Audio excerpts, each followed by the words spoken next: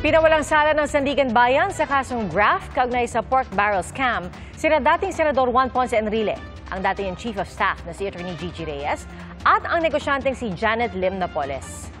Saksi si Jonathan Andal. Matapos ang mahigit isang dekadang investigasyon at paglilitis, absuelto si Chief Presidential Legal Counsel Juan Ponce Enrile sa lahat ng natitirang graft case niya kaugnay ng paggamit ng kanyang pork barrel noong senador pa siya. Naka-confine sa ospital ang 101 years old na si Enrile, kaya dumalo siya sa pagbasa ng hatol via Zoom. Absuelto din ang kanyang Chief of Staff noon na si Attorney Gigi Reyes at ang negosyanteng si Janet Napoles sa 15 counts ng graft. Si Reyes na nasa courtroom kanina, napaiyak at yumakap ng mahigpit sa kanyang kapatid.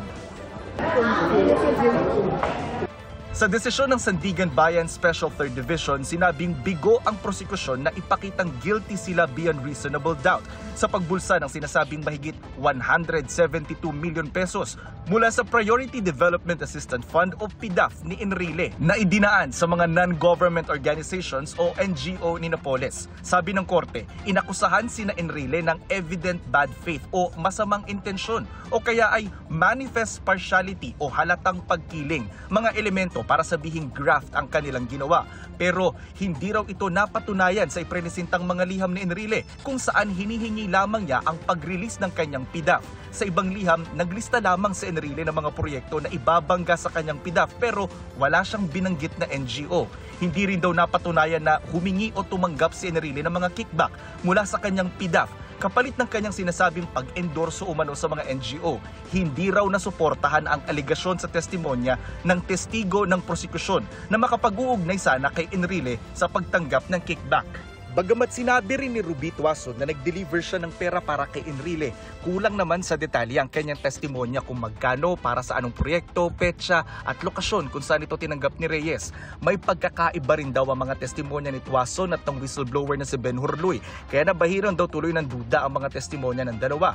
Sinabi rin ni Loy na hindi niya kailanman nakilala si Enrile, di niya ito nakita sa opisina ni Napoles at hindi niya nakita ang anumang pag-deliver ng kickback sa dating senador. Sabi rin ng Sandigan Bayan, umamin si Loy na pineke nito ang ilang liquidation documents, pati ang pirma ni Jose Antonio Evangelista, kapwa-akusado at dating Deputy Chief of Staff ni Enrile.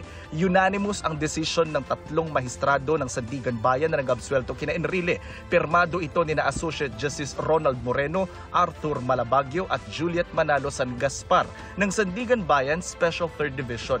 Bukod kina Enrile, Reyes at Napoles, absuelto rin ang ilan pang co-accused nila na staff ni Enrile, mga opisyal ng DBM, Technology and Resource Center at ibang pribadong individual. Sa isang pahayag, nagpasalamat sa Diyos si Enrile sa anyay vindication sa kanya. Nagpasalamat din siya sa mga mahistrado ng Sandigan Bayan na masusi raw pinag-aralan ng mga ebidensya at patas na nilitis ang kaso.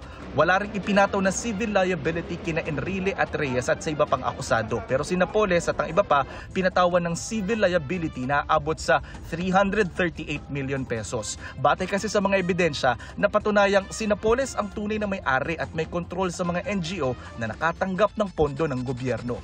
Para sa GMA Integrated News, ako si Jonathan Andal, ang inyong saksi. Mga kapuso, maging una sa saksi.